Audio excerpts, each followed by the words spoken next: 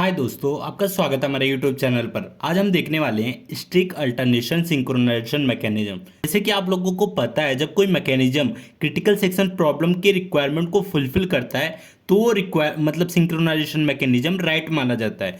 तो critical section problem का requirement क्या होता है, पहले वो देख लेते हैं। सबसे पहले होता है म्यूचुअल एक्सक्लूशन। ठीक है, म्यूचुअल एक्सक्लूशन ये हमारा पहला रिक्वायरमेंट है। दूसरा क्या है, प्रोग्रेस है। ठीक है, और तीसरा है हमारा बाउंडेड वेटिंग। बाउंडेड वेटिंग,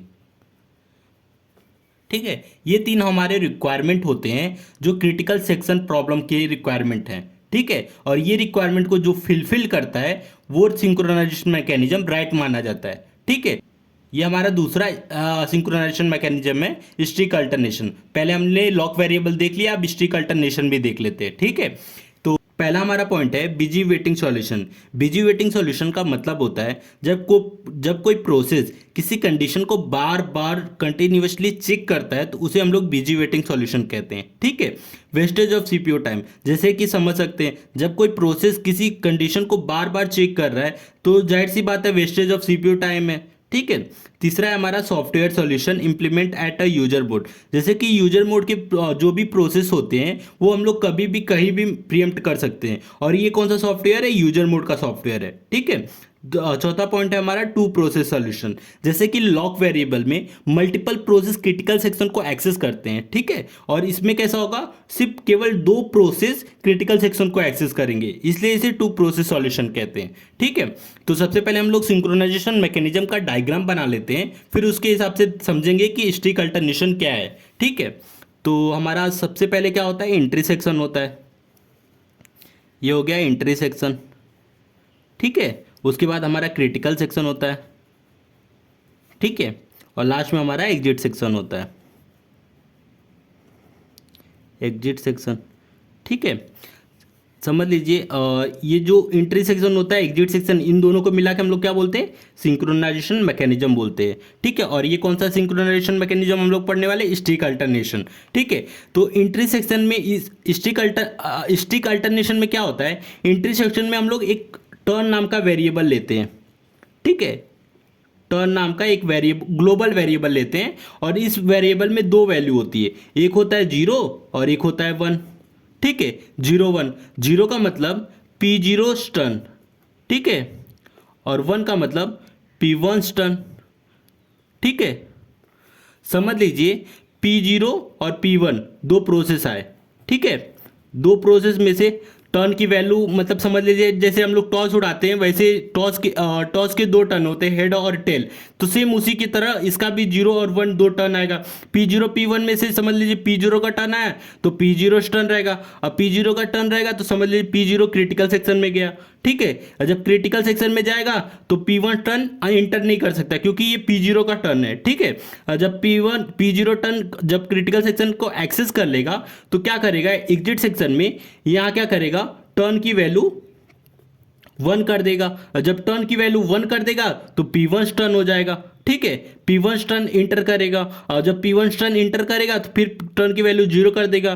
तो मतलब एक के बाद एक सबका टर्न आते रहता है। समझ लीजिए पहले P0 का टर्न आया, फिर उसके बाद P1 का टर्न, P1 के बाद P0 का टर्न, P0 के बाद फिर P1 का टर्न, मतलब एक के बाद एक दूसरे का टर्न आते रहेगा। मतलब एक टाइम पे एक ही प्रोसेस रन करेगा, फिर उसके बाद नेक्स्ट प्रोसेस रन करेगा। ठीक है, ऐसा होता है स्ट्रिक्ट अल्टरनेशन। इसको अभी हम लोग इम्प्लीमेंट करते हैं, इम्प्लीमेंट करने के बाद और अच्छे समझ में आएगा। तो सबसे पहले इसका इम्प्लीमेंटेशन देख लेते हैं। ठीक है, इम्प्लीमेंटेशन ऑफ स्ट्रिक्ट अल्टरनेशन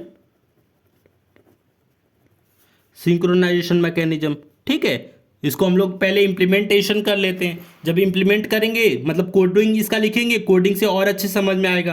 तो सबसे पहले हम लोग क्या करेंगे, एक ग्लोबल वेरिएबल डिक्लेयर करेंगे, ग्लोबल वेरिएबल टर्न नाम का डिक्लेयर करेंगे। ठीक है, तो सबसे पहले हमने इंटीजर नाम का एक ग्लोबल वेरिएबल टर्न नाम डिफाइन किया।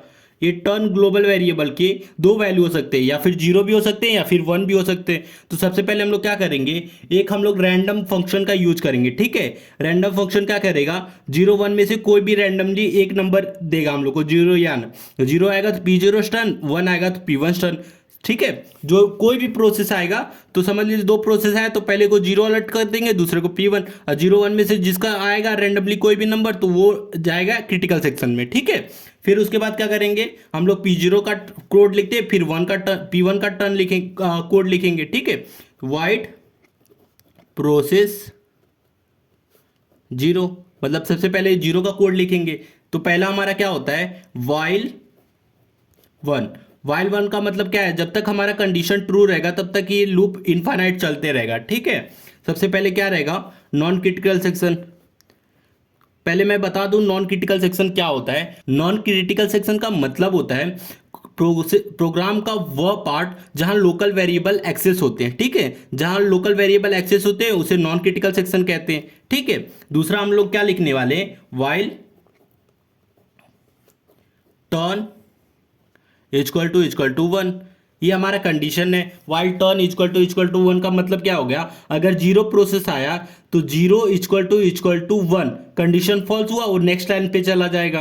ठीक है, अगर 1 प्रोसेस आया 1 इक्वल टू 1, क्योंकि प्रोसेस P1 आया तो टर्न की वैल्यू 1 रहेगा, 1 इक्वल टू 1, तो ये क्या रहेगा, बीजी वेटिंग में चला जाएगा, मतलब इनफाइनाइट लूप में चले जाएगा, यही ये घूमते रह जाएगा। ठीक है, तो इसके लिए हम लोग टर्न इक्वल टू 1 लेते हैं, जिससे P0 का जो प्रोसेस आएगा वो स्टेटमेंट फॉल्स होगा, फिर नेक्स्ट लाइन में आ जाएगा। ठीक है, तो हमारा इसके बाद क्या रहेगा, क्रिटिकल सेक्शन रहेगा। ठीक है, फिर उसके बाद हम लोग क्या करेंगे, टर्न की जो भी वैल्यू थी देख सकते हैं, टर्न की वैल्यू हम लोग 1 कर देंगे P0 के लिए, तो जिससे P1 टर्न मतलब P1 प्रोसेस जो आएगा फिर वो एक्सेस करेगा। ठीक है, हम लोग क्या करेंगे, टर्न इक्वल टू 1। ठीक है, और यही हमारा कोड कंप्लीट हो गया P0 प्रोसेस का। ठीक है, अब हम क्या करेंगे, सेम इसी की तरह हम लोग P1 प्रोसेस का कोड लिखेंगे। ठीक है, वॉइड प्रोसेस 1। ठीक है, सबसे पहले क्या करेंगे, वाइल 1 कंडीशन जब तक ट्रू है तब तक ये चलता रहेगा। पहला हमारा नॉन क्रिटिकल सेक्शन रहेगा। ठीक है, नॉन क्रिटिकल सेक्शन के बाद हम लोग कंडीशन लिखेंगे, सेम इसका अपोजिट कंडीशन रहेगा, क्योंकि अगर P0 प्रोसेस आएगा तो क्या होगा, वो इनफाइनाइट लूप में चला जाएगा, 0 इक्वल टू 0 जिससे इनफाइनाइट लूप में चला गया। ठीक है, फिर क्रिटिकल सेक्शन हम लोग लिखेंगे। क्रिटिकल सेक्शन के बाद ये हमारा जो टर्न की वैल्यू रहेगी वो 0 प्रोसेस के लिए रहेगी, तो मतलब स्टार्टिंग में P1 टर्न की वैल्यू 1 रहेगा तो P1 टर्न आ जाएगा क्रिटिकल सेक्शन को एक्सेस करने, लेकिन जब टर्न की वैल्यू 0 हो जाएगा तो P0 प्रोसेस आएगा। ठीक है, फिर यही हम लोग क्लोज कर देते हैं इसको, ये P0 और P1 दोनों का हमने कोड लिख लिया।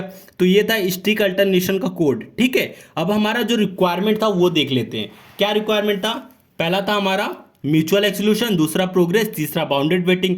तो पहला हमारा जो म्यूचुअल एक्सक्लूशन है वो क्या बोलता है कि अगर P0 P1 दो प्रोसेस है, ठीक है, P0 P1 में से दोनों प्रोसेस में से क्रिटिकल सेक्शन में केवल एक ही प्रोसेस होगा, ठीक है, तो उसे हम लोग म्यूचुअल एक्सक्लूशन कहते हैं। तो म्यूचुअल एक्सक्लूशन का यही रूल है कि एक टाइम पे क्रिटिकल सेक्शन में एक ही प्रोसेस होना चाहिए। ठीक है, तो उसे हम लोग म्यूचुअल एक्सक्लूशन बोलते हैं। तो देख लेते हैं ये फॉलो कर रहा है कि नहीं। ठीक है, समझ लीजिए एट टाइम P0 प्रोसेस के लिए एट टाइम T1 पे, ठीक है, P0 process at time T1 पे आया। ठीक है, तो सबसे पहले ये कोड एग्जीक्यूट होगा।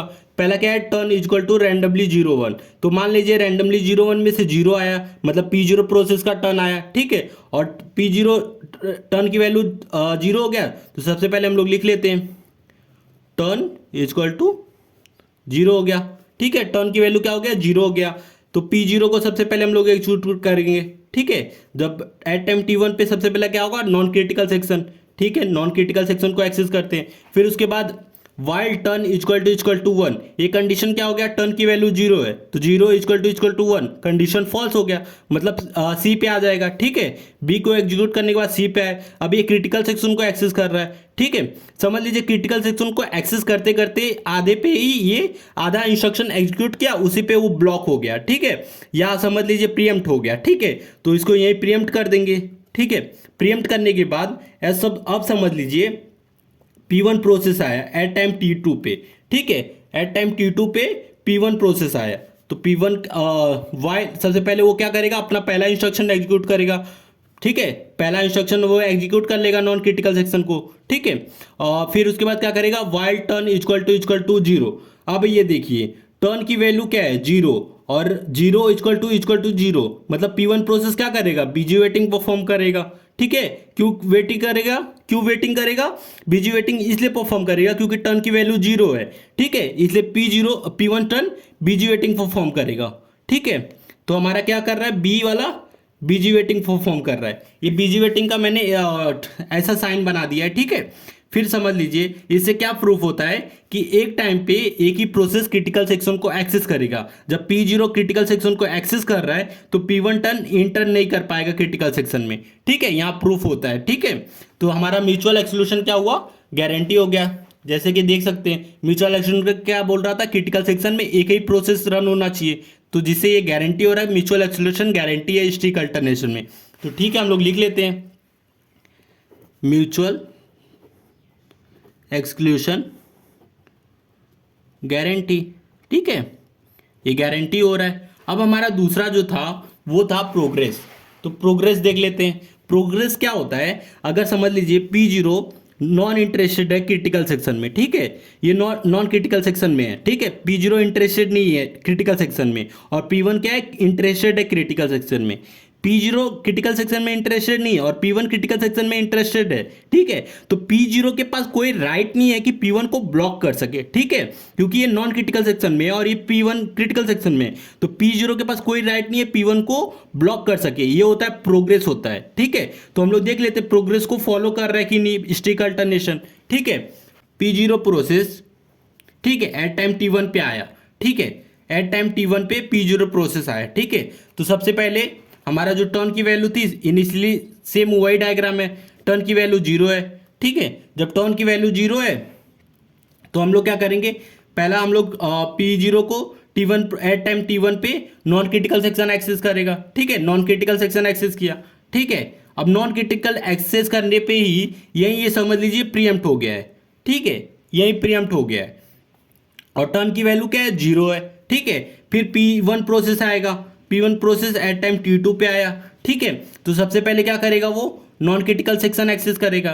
ठीक है, नॉन क्रिटिकल सेक्शन एक्सेस किया, फिर उसके बाद क्या, बी अपना इंस्ट्रक्शन एग्जीक्यूट करेगा। बी क्या है, while turn equal to zero, और टर्न की वैल्यू क्या है, जीरो। ये क्या कर रहा है, बीजी वेटिंग परफॉर्म करने लगेगा।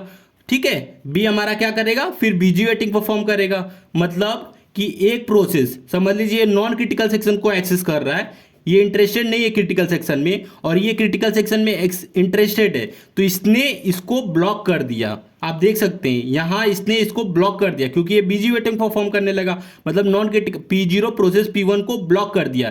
तो इससे ये प्रूफ होता है कि प्रोग्रेस नॉट गारंटी। ठीक है, प्रोग्रेस क्या बोल रहा था कि non critical section critical section को ब्लॉक नहीं कर सकता, और यहाँ जस्ट अपोजिट हो रहा है। तो इससे क्या हो रहा है, प्रोग्रेस वायलेट हो रहा है, तो प्रोग्रेस नॉट गारंटी।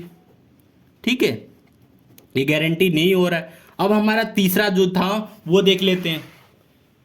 ठीक है, तीसरा हमारा क्या था, बाउंडेड वेटिंग। ये देख लीजिए, तीसरा जो था हमारा बाउंडेड वेटिंग। तो बाउंडेड वेटिंग क्या बोलता है कि समझ लीजिए P0 P1 दो प्रोसेस हैं। ठीक है, एक टाइम पे अगर समझ लीजिए P0 प्रोसेस क्रिटिकल सेक्शन को एक्सेस कर रहा है। ठीक है, तो P0 जब क्रिटिकल सेक्शन को एक्सेस कर लेगा तो फिर उसके बाद P1 का टर्न होगा। ठीक है, P0 का टर्न नहीं रहेगा क्योंकि एक टाइम पे मतलब अल्टरनेट होना चाहिए, एक बार P0 फिर एक बार P1, एक बार P0 एक बार P1। तो ठीक इसका नाम से ही पता चल रहा है कि ये स्ट्रिक्ट अल्टरनेशन है, मतलब एक प्रोसेस हो जाने के बाद दूसरा प्रोसेस रहेगा। तो इससे ये प्रूफ होता है कि बाउंडेड वेटिंग गारंटी होता है। ठीक है, एक बार और बता देता हूँ बाउंडेड वेटिंग क्या होता है। बाउंडेड वेटिंग का मतलब होता है कि एक बार जो कोई प्रोसेस रन कर लिया क्रिटिकल सेक्शन को, तो नेक्स्ट टाइम वो वेट करेगा। बाउंडेड का मतलब ही होता है वेट। ठीक है, फिर वो दूसरा प्रोसेस क्रिटिकल सेक्शन को एक्सेस करेगा। जब दूसरा प्रोसेस क्रिटिकल सेक्शन को एक्सेस कर लेगा फिर वापस से वो P0 प्रोसेस क्रिटिकल सेक्शन को एक्सेस करेगा। ठीक है, यही होता है बाउंडेड वेटिंग, और ये रूल से मतलब ये स्ट्रिक्ट अल्टरनेशन मैकेनिज्म से प्रूफ होता है कि एक टाइम पे एक ही प्रोसेस रन होगा, फिर नेक्स्ट टाइम दूसरा प्रोसेस आएगा। जैसे कि टर्न की वैल्यू अगर जीरो रन कर रहा है तो next time P1 process run करेगा। ठीक है, इस कोड से ही आपको समझ जा रहा है, मतलब बाउंडेड वेटिंग या गारंटी है। ठीक है, तो इसको प्रूव करने की जरूरत ही नहीं हमें। बाउंडेड वेटिंग गारंटी है। ठीक है, अब ये देखिए हमारा जो क्रिटिकल सेक्शन प्रॉब्लम का जो रिक्वायरमेंट था तीनों, mutual exclusion, progress, bounded waiting, ठीक है, ये तीनों रिक्वायरमेंट में से म्यूचुअल एक्सक्लूशन और बाउंडेड वेटिंग मतलब गारंटी है, मतलब वायलेटेड नहीं कर रहा है, सिर्फ प्रोग्रेस नॉट गारंटी है, ठीक है। और हमारा जो लॉक वेरिएबल था जस्ट इसका अपोजिट था, म्यूचुअल एक्सक्लूशन उसमें नॉट गारंटी था, प्रोग्रेस गारंटी था और बाउंडेड वेटिंग नॉट गारंटी था, ठीक है। इसका जस्ट अपोजिट था लॉक वेरिएबल में। तो जो हम लोग नेक्स्ट मैकेनिज्म पढ़ने वाले हैं वो इन दोनों का मिक्सचर रहेगा, ठीक है। तो वीडियो अच्छा लगा तो प्लीज वीडियो को लाइक और हमारे चैनल को सब्सक्राइब करें।